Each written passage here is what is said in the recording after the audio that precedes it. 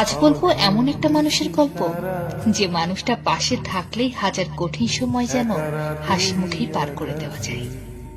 হ্যাঁ, বলছি সেই মানুষটার কথা, যে মানুষটা একটা ধনীর পরিবারের আদরের ছোট ছেলে হওয়া সত্ত্বেও একটা ছোট কোম্পানির ছোট একটা দলে যোগ দিয়ে হয়ে উঠেছিল 6 জন কিশোরের বড় ভাই, তাদের এক ভরসার জায়গা। হ্যাঁ, বলছি RM সোগা, জেহুক, জিমিন, ভি আর লিটল জংকুকের আদরের জিন হিয়ং এর কথা।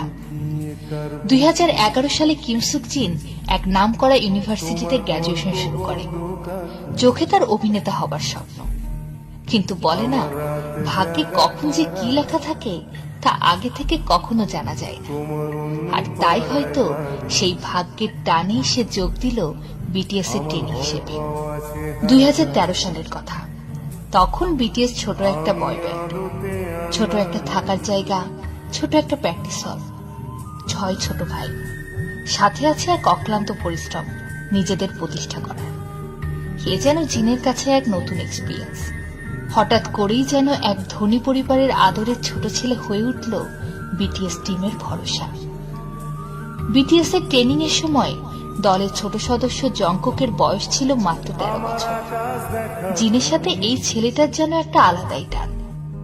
জংকুককে স্কুলে নিয়ে যাওয়া থেকে শুরু করে কখনো বড় ভাই বা কখনো মায়ের মতো আগলে রেখেছে তার জিন। তাই হয়তো জংকুক বলেছে, I join BTS for RM but stay for জিন। শুধু তাই নয়, জংকুক তার ফোনে জিনের নাম্বার মামাবার দিয়ে সেভ করে রেখেছে।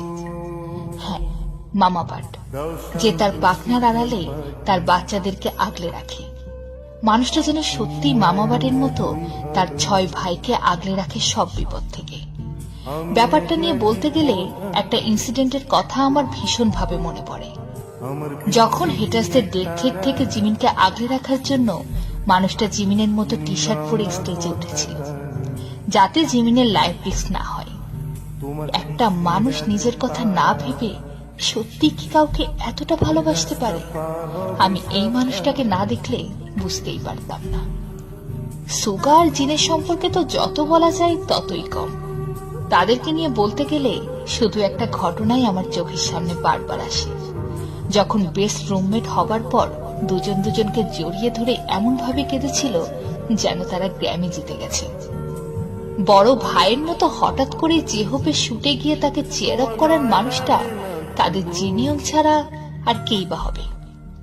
জেহোপের ভাষায়, জিন হিয়ং played an important role as our big brother.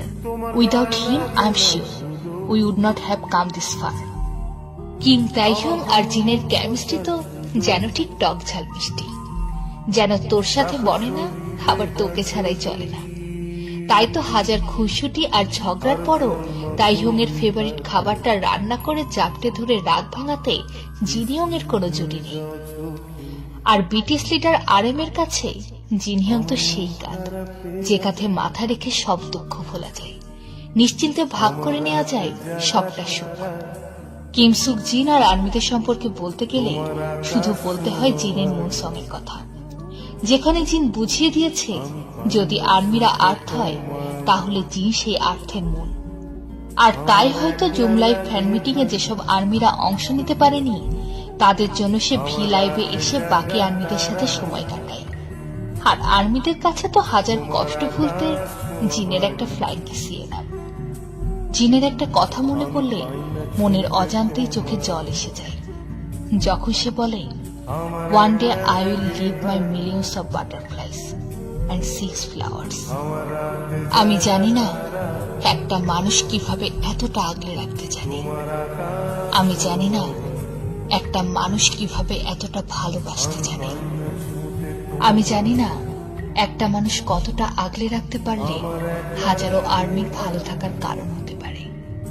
Kim সুক জিন, তুমি এমন এক সত্তা যার উপর নির্ভর করে দাঁড়িয়ে আছে বিটিএস আর আর্মি।